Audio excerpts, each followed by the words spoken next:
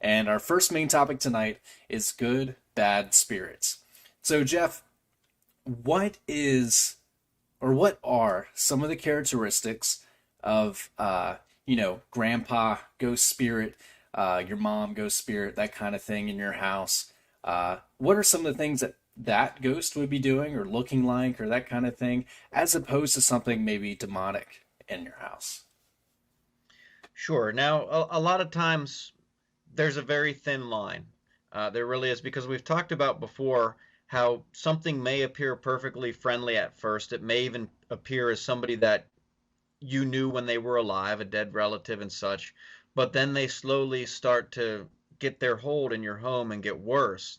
Um, so that's something that just kind of a disclaimer, I guess, to be aware of. But a lot of times, for example, when people call us out, they're not on the phone terrified like a lot of the people you see on TV. They're saying, "Hey, I have some strange things that are happening in my house." It's usually a mixture of things. They'll hear random footsteps. They may hear some voices in the night. Even once in a while, it may be something physical that's not very aggressive, but like a tugging at the blankets or a knocking on the door, something like that. And they say, "I want to know who this could be." Often they'll have a story about someone who recently passed away, a close relative. And they'll say, "I want to know, is this my husband that's coming back to visit me? Is he trying to give me a sign?"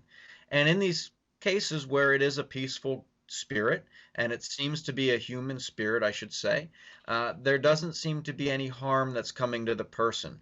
There isn't really a feeling of uneasiness. People will say, "Look, I know I should be freaked out because I'm hearing these things and seeing these things, but I feel perfectly comfortable."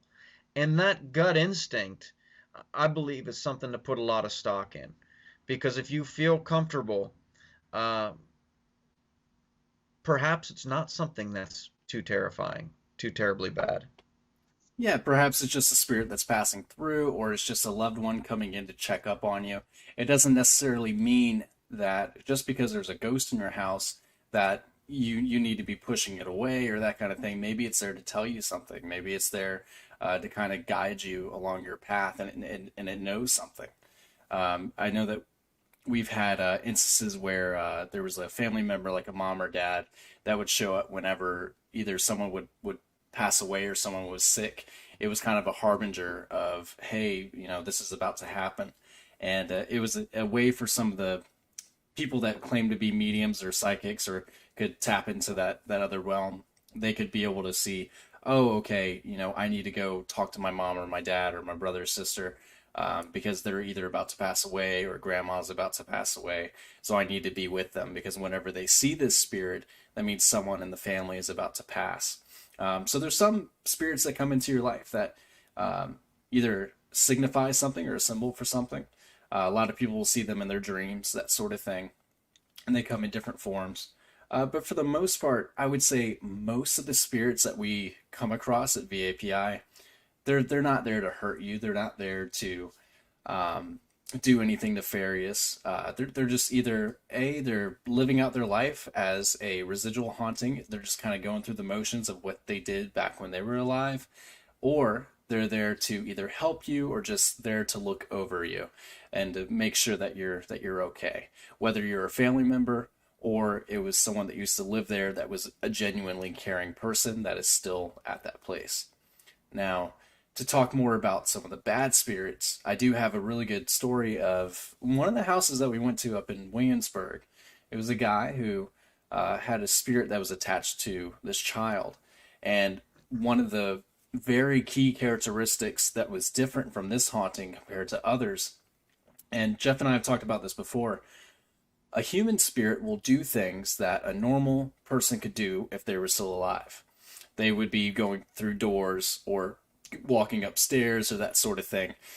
They won't be levitating. They won't be, doing things that normal people couldn't do if they were still alive. And so one night this guy goes to tuck his daughter into bed, and while he's there kind of talking to her, she says that the lady was there and she was right behind him. And so this guy turns around and he sees this sort of black mist kind of see him and then shoot up through the ceiling. So that was an indication to us that that was possibly not a human spirit or a human ghost. And so that could have been something from the other realm. It could be a demon, it could be some sort of negative spirit that was haunting that child because that thing did something that a normal person couldn't do. You wouldn't shoot up through the ceiling. Things that are able to move through walls or that sort of thing are something that we would kind of characterize as either a demon or something negative or something that was not a living being to begin with. Jeff, what are some of your thoughts on those characteristics? Yeah, a lot of times, like you said, these spirits that are nasty, they will imitate somebody that's in your household that's living. A lot of these cases we've heard people will say, I hear my daughter calling me from downstairs and my daughter's upstairs. And the daughter will say, I hear my mom calling me, and she's outside and she's not even in the house. So a lot of times it seems to start with even this spirit mimicking people that are in the house. Now, these spirits are the worst because if you have something demonic, it's trying to isolate you. It'll try to isolate you, try to get people to think you're basically nuts. It's a very difficult case to get solid evidence of because these demons, I believe their best weapon is their disguise, is going unknown. People not believing that they're out there and that they can really harm them and cause problems in their lives. So a lot of these cases will show up to where people have the most severe reports, and they'll show me the pictures of scratches that they have that just appear on them, handprints, and we'll go out to their house where they've been growled at. They've had these scratches, cabinets open and closed, and we won't find any evidence. We won't get a single response. Not a single device will be interacted with. But the person is very credible. You can look at this person, you can talk to them and say, look, I really feel for this person. I know they're being sincere. I can tell they're almost in tears and they don't know what to do. So that's one of the things I've noticed with these types of hauntings as well. They're very hard to get evidence of. Yeah, because they don't want to be captured on film. They don't want to have their voice recorded. It seems to be a lot of the times when you have those demonic type things, as soon as we introduce, hey, this is how a voice recorder works, we get nothing. No voice recordings at all, no pictures, no any type of evidence. Matter of fact, the that Williamsburg investigation that we went to, I don't think we got any evidence at that one. It seemed to be because of course we didn't have the little girl with us. She kind of stayed away while we did our thing. We didn't want to get her too involved, mostly because we didn't want to scare her. And so maybe because of that, whatever it was, stayed with her and didn't even interact with us at all. And that's a possibility. Uh, Yeah, I will say the horse growling definitely threw us off. Like yeah, horses growl. I didn't know that Believe until me, then. believe me, they do. Yeah, we found that out pretty quick. Yeah, yeah. Jeff and I. Yeah, that was scary. Yeah, yeah, we Turned hear this growling, something huge just growling in the darkness, and we go around the corner and there's a field of horses over there. It's yeah. like, oh, okay. Yeah, I didn't know horses growled. I didn't know foxes cry like a screaming woman. I didn't know. Yeah, Yeah, yeah. You learn a lot about wildlife doing ghost investigations. that's true. That's true. Yep. Um, in Wayward Knight, I'm sure you saw it. He actually has a really good question. If a spirit is able to physically harm you and make you sick or ill, would that be characterized as a demon? All right, speaking as for the views I've found in the paranormal field, I'll go off of that because Okay. my views may be a little different. But in the paranormal field, if a spirit is, if somebody is nasty in life, they're going to be nasty as a ghost. And spirits, it is believed that they can move objects. And this is one thing I can attest to. I saw something move right before my eyes, one occasion, two occasions, one I really couldn't explain. And they can move stuff. So if they can interact with our realm and move objects that are in our realm, then it would stand to reason that they could very well probably touch a person, and if they had ill will towards that person, I think they could very, very much so hurt that person. Maybe be mistaken as a demon because they are so nasty. Yeah, I agree. I think that, and this is my own personal opinion. I completely agree that if you are a nasty person living, you're going to be a nasty person in death.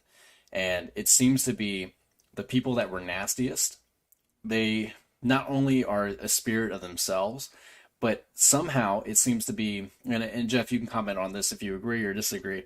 It seems like not only does their spirit come back, but it seems like they have some sort of friend with them to kind of carry out some of the negative deeds, or that friend or whatever is attached to that spirit, that negative spirit, and does other negative things as well. It seems to be if there is a negative spirit, it comes in twos. It seems to be whatever it is, there's something else with it. Uh, like we've had instances where you've had someone that was either a murderer or someone that was an abuser, that kind of thing. You'll have the ghost in the house, like we said before, doing normal human things, but then you'll have something else that will do unnatural things, like go through walls or go through ceilings or do things that a normal person couldn't do. And so that's why I say that maybe it has a friend or something else with it, so that way it's able to do things that normal humans wouldn't be able to do, even at death. Yeah, and I think piggybacking on that, you're right on. They do seem to have a friend with them.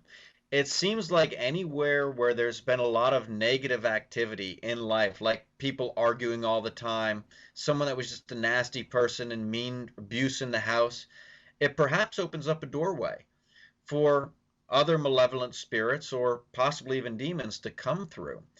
And I can't believe I didn't think of this when you first mentioned it. There was a case, and this one was, I believed, pure evil. I believe what was there was a demon. And I don't say that about many cases. I'm open to the possibility of either in most of them. In Gloucester, there was a house where there was a murder back in the 90s. And the daughter and her boyfriend and a friend came home. They murdered the father. The boyfriend called him outside, stabbed him, left him there bleeding to death. They murdered the sister. The mom comes home and she's trying to talk the daughter down, and the friend comes out and hits her with some kind of a dumbbell or something and cracks her skull, leaves her there on the floor. Well, they leave. They're heading for the West Coast somewhere, and the mother is actually still alive, crawls across the street to the house across the street, and tells them what happened. They bring her in on the living room floor and lay her down, and they find out, of course, that the other two were dead. The father, when he was stabbed, his lungs filled up with fluid and he couldn't breathe. Now, the house that we were called to investigate was the house that the mother had crawled across to. It wasn't the house where the murder actually happened. Uh, the mother-in-law, they had a lot of activity there. They would hear all kind of strange sounds, but it got to the point where the mother-in-law was getting attacked. She started by seeing this apparition of a young man. She had no idea who this guy was, but she saw his apparition.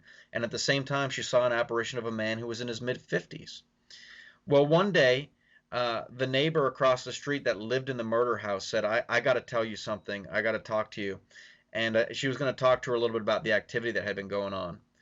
Well, the mother-in-law falls to the floor, can't breathe, calls 911. The cell phone won't go through, it won't connect. She calls her daughter, the cell phone won't connect, but her daughter sees the number pop up and calls 911 and gets the ambulance over there. Her lungs filled up with fluid, just the way the husband's did when he was killed, when he was stabbed. No explanation for it. The doctors couldn't explain it. The apparition she was seeing was the young man who committed the murder, who is still alive and in prison. She was seeing this man's apparition. This living So, ghost. yeah, this living ghost. So and the older man, the middle-aged man, was actually the father who was killed. Now these are all at her house, not even where the murder took place. The whole cul-de-sac was haunted. The lady that lived in the murder house said you would not believe the stuff that happened here. The house next door to her, they just stopped in the middle of painting the living room, left the buckets there and the plastic down and walked out and moved to Florida, won't even sell the house. So they called a priest out. The priest walks down into the basement where the guy said this seems to be like where a lot of it radiates from for some reason. I think it's because it's close to the land and the land itself absorbs some of that energy. The priest walks down into the basement, stands on the carpet at the bottom, and throws the holy water. He won't even go into the basement. He comes upstairs and says, "You need to get out of this house. This house is empty. There's nothing here but evil." And this was one of those cases that we went to, didn't get a whole lot. Some interesting things on the spirit box, which is up for debate, right? But that was when we come back and Linda's listening to the audio and something walks by her right here where I'm sitting. She's looking over here and this figure comes walking out of the kitchen. She just described it as a dark figure, and that thing was there the rest of the night. She said it was there watching her. She could feel it standing in the doorway. So she sprinkled holy water all over the place. She put this Bible playing on Audible and left for work in the morning. And when she came back, she said whatever it was didn't stick around for long. But I mean, that's an example of a case where there was some evil at work, and there's a lot more to it, but probably not enough for, or probably too much for one little segment. It's quite a case. Yeah, and if you guys want to check out that video, if you go to Virginia Paranormal, I believe it's called Murder House I Case believe it Files. is. Yeah. Yeah, Virginia Case or Paranormal Case Files. It's called Murder House. Yeah, Yeah. that's the one. It was Linda and Scott, I believe. Right, Yeah, right. yeah, And I believe that, like I said, it's not the spirits of these people, but I think the evil that happened there, it just opened up a doorway. And I think this apparition that she's seeing may not even be a living ghost. It may just be the face of evil. You know what I mean? It may be these demons messing with her, trying to get to her and break her down. yeah. I can't really say too much about that after that, but that's a really interesting case that you guys went to. Yeah. Um, Yeah, and they ended up moving, and the guy ended up getting very sick too. He ended up getting lung cancer out of the blue. Like just came on as soon as they tried to move away from that house. I mean, it messed up their lives. Like there was problems with alcohol and everything else just that they didn't have before or after living there. I wonder for places like that, I don't know how much the Amityville horror is actually true or not, but some of the things where you move into a house that's incredibly haunted like that, even the one that's based on a true story, The Haunting in Connecticut, where you move into a very haunted house or something that has something negative to it, all of a sudden you have physical things start happening to you. You get sick, cancer, people get in car accidents, and a lot of strange, unexplainable or improbable things happen to you. And it could be attributed to some of these demons or negative spirits. Yeah, yeah, a lot of things that we may not even realize in our daily lives that go wrong, string of bad luck. It could be something a little more than that. At certain times, it can be. And that'll be it for our first main topic tonight.